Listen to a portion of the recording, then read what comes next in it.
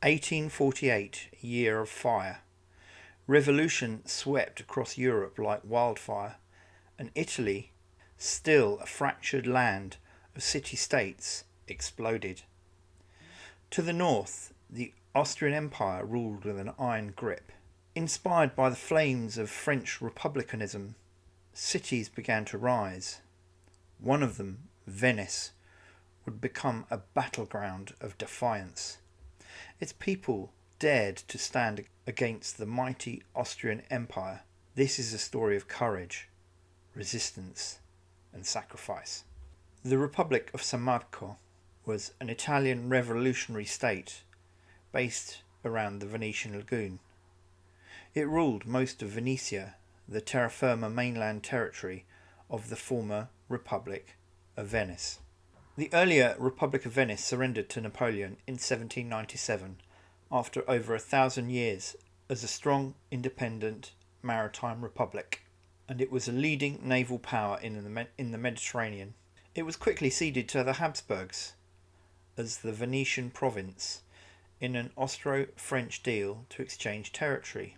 The post-defeat of Napoleon Congress of Vienna in 1815 confirmed Venice as part of the Kingdom of Lombardy, Venetia, and ruled by the Austrian Empire. The purpose was to return Europe to its pre-French Revolution borders and to reassert the control of the European monarchies. It was soon evident that the mutually convenient home rule arrangement was never going to work. The Austrian Empire exploited the Venetian resources, while it favoured Trieste as its strategic seaport. They bled Venice for its wealth, while the slower, bureaucratic Habsburg regime stifled the prospects of an agile Venetian set of entrepreneurs. By the late 1840s, a movement of intellectuals, entrepreneurs, bankers, merchants, all demanded political and economic reform. 1848, already a popular uprising in Milan. As reports of a revolt in Vienna reached Venice, this triggered a Venetian revolt against the hated Austrian rulers. As the Piedmont army crossed into Lombardy, Austrian commander Field Marshal Radetzky, yes, he of the music Radetzky March, retreated to the Quadrilatero, a group of defensive fortresses located between Milan and Venice. Daniele Manin, Doge of Venice, and his supporters entered the Venetian arsenal as a direct challenge to the hated Austrian occupying rulers. He and his supporters marched across the city shouting "Viva San Marco" in defiance of the Austrian occupation, and a call back to Venice before the arrival of the Austrians. Belluno, Padova, Rovigo, Treviso, Udine and Vicenza all allied with Venice and rose up against the Austrians. They and the middle classes proclaimed Manin as the president of the Republic of San Marco. Manin now needed to demonstrate leadership skills and call upon the military strength of Venice to defeat the awesome imperial Austrian army. While King Charles Albert of Sardinia occupied Milan, he was wary of confronting and provoking the retreating Austrians. The Austrian government was already distracted with other issues: the Vienna uprising, the Hungarian Revolution, the Slovak uprising, and the Serb uprising of 48-49. The Austrian government ordered General Radetzky to buy time and seek a truce. He thought otherwise.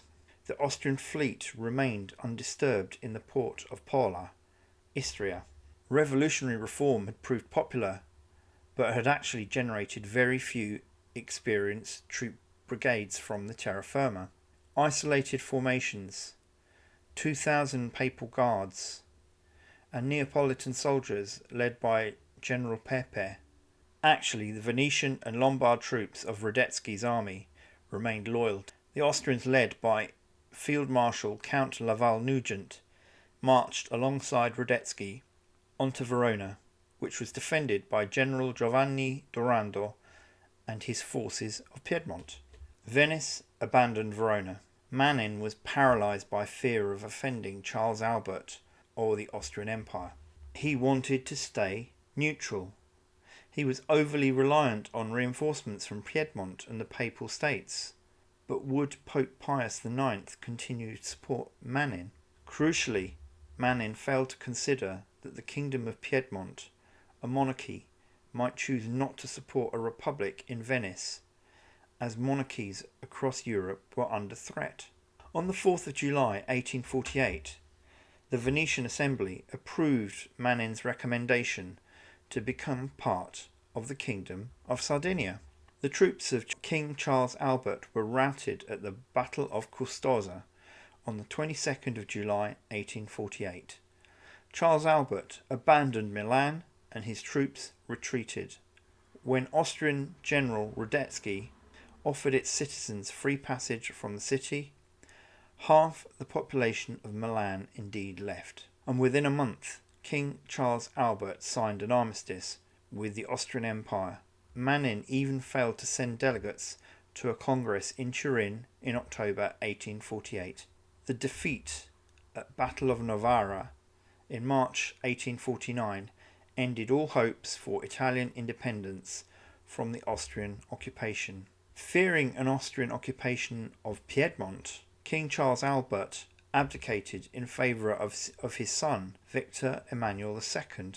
Austrian terms demanded that the Sardinian navy be removed from Venetian waters. Manin addressed the Venetian Assembly in April 1849. They continued their struggle against the Austrian blockade of the city. Radetzky attacked the Venetian fort of Marghera, which was defended by 2,500 troops, led by General Girolamo Ulloa.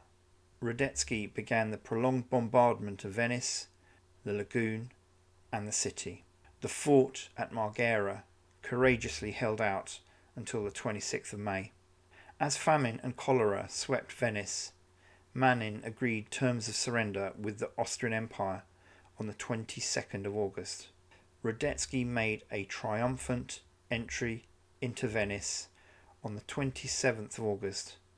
Manin fled to Paris with his family and his 39 fellow revolutionaries and off into exile. His wife died of cholera in Marseille before they even reached Paris. The legacy of these decisions would leave long shadows across the Mediterranean. As the 20th century began, the Austro-Hungarian Empire gripped parts of northern Italy, the Tyrol, Alta Adige, and large swathes of the fractured Balkans, including Trieste, Fiume, as Europe meandered towards the outbreak of World War I in Sarajevo. Click here to get even closer to Italy and Sicily.